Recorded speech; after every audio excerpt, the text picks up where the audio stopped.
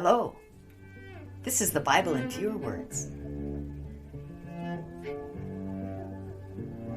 We are Carol and Steve Wells. This is episode 45, Leviticus chapters 8 through 10. Hi, Steve. Hi, Carol. What's going on today? It's going to be something new and different. Huh? I love that. Yeah. Are we done with sacrifices? Well, no. There'll be some sacrificing going on. Okay. But at least it won't just be one sacrifice after another. There'll be some other things happening. Okay. This is chapter 8. God said to Moses, "Take Aaron and his sons, along with the garments, anointing oil, a bullock for sin offering, 2 rams, and a basket of unleavened bread to the door of the tabernacle. Have all the people meet you there." Yeah, that's not going to happen, right? All the people. Yeah, because there were 600,000 grown men. Mm-hmm. So there's probably several million people. With their families and kids. Yeah, so there's no way that that many people could all meet at the door of the tabernacle and see what's going on here. But that's what happened. That's what God's asking for. Yes. Mm-hmm. Okay. Moses girded Aaron and his sons with the curious girdle of the ephod and the urim and thummim, as God commanded. Curious girdle. Just those 2 words together make me want to laugh a little bit. I know. It is a funny thing. It's never really explained very well. We tried to do it in our little costumes. Yeah. So, girdle is to hold your belly in, kind of. No, it's more like a decoration. It's like an apron with decorations. I think so, yeah. Okay. And it just has a curious name. And the urim and thummim definitely have a curious name. And we will see them throughout the Old Testament. And it was one of the things that Joseph Smith really liked. Did he? Yeah, urim and thummim. It's always a puzzling thing, just like the curious girdle. Just exactly what is it? Sometimes I think we need a dictionary to explain the terms of the Bible. Yeah, maybe you should work on that. All right, I'll get to it tonight. Okay. Here we are at verse 23. He killed a ram, took some of its blood, and wiped it on the tip of Aaron and his sons' right ears, thumbs, and big toes, sprinkling the rest round about the altar. Yeah, we've heard that one before, right? Yes, we have. There's something about the right ear or thumb and big toe that God really likes to do when he's, I don't know if the priests are being, because they've already been ordained, right? Yes, they have.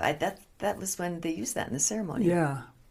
There's a children's song that's something like head, feet, hands, and toes or something to make kids kind of exercise a little bit. Oh, yeah? You never learned that when you were a kid? No. Yeah, I think so. It sounds familiar, vaguely. Maybe that was part of the process. Yeah, they probably didn't use blood, though, and put it on their ears and ears and noses and big toes and stuff. Yeah. I guess there's no noses here, is there? No. No. He then took the fat, rump, intestines, liver, oiled bread, unleavened cake, wafer, and right shoulder and put it in Aaron's and his sons' hands to wave for a wave offering before the Lord. Yeah, now that would take some coordination, right? All that Yes. stuff, waving it. But maybe with the 5 of them?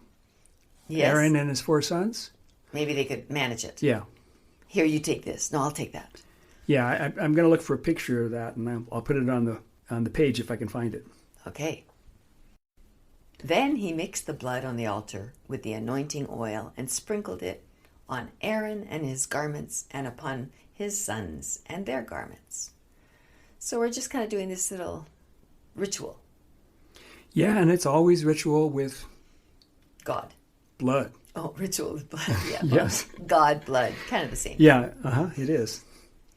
Moses told Aaron and his sons to boil the flesh and eat it with bread, and then burn any leftovers. Yeah, can't have something for tomorrow. Yeah, no leftovers allowed. Chapter 9.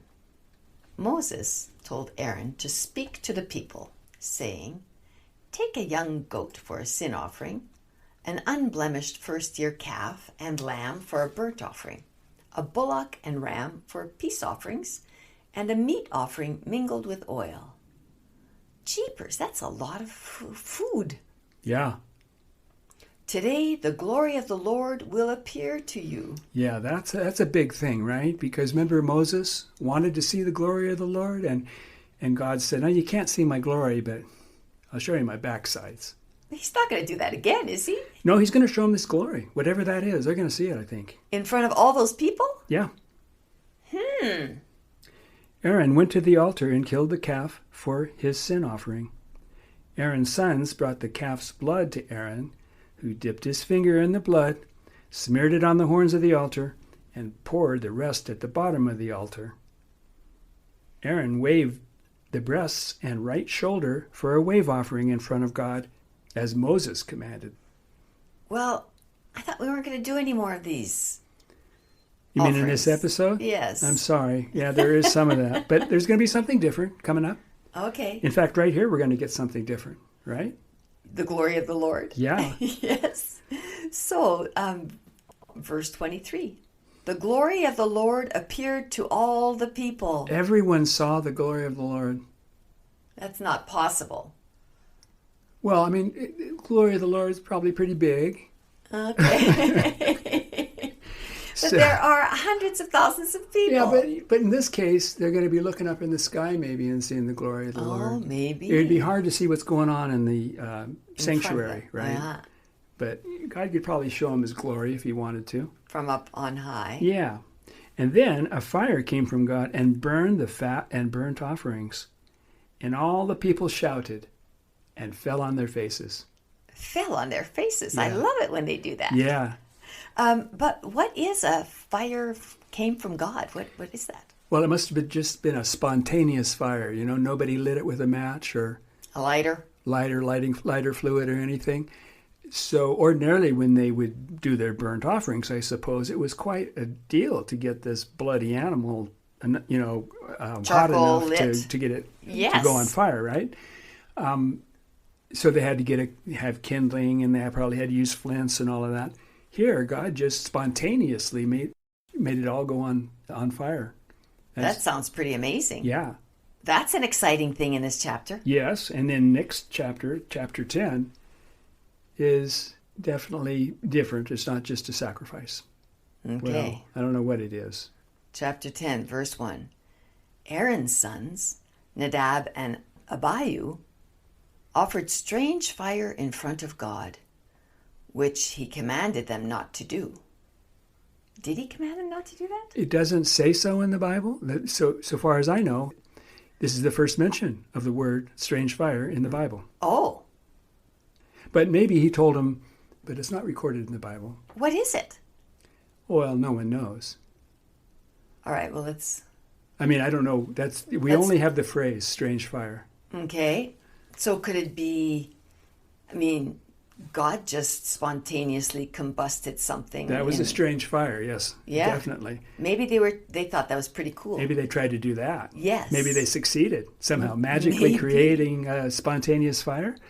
Or maybe they used the wrong kind of firewood, or they burned the wrong kind of animal, or they said the wrong words when they were doing the fire. Abracadabra. It might have been the wrong time of day. There are many ways that a fire could be strange to God. Mm-hmm. Whatever it was, God told them not to, apparently, although it doesn't say so in the Bible. I mean, anywhere else. So, verse 2 says, God burned them to death. Right then and there. Right then and there. In front of their dad and brothers. Yeah, the next verse says, Aaron watched in silence as they burned. Oh my gosh. I guess there's no sacrifice they can do to be forgiven of that.